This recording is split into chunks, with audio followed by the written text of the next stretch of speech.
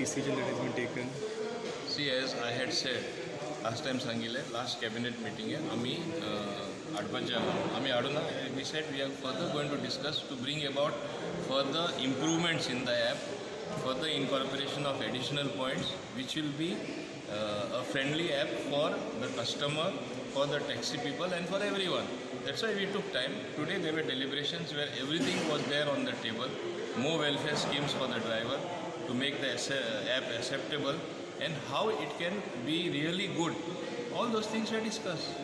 So we are very confident that very shortly we will bring it up to the cabinet, or if necessary even by circulation we will get the file cleared, and it will be an app where the taxi people will themselves feel like joining, and I appeal to all of them to join the Goa taxi app where we will solve and it is like the app with MOPA coming up.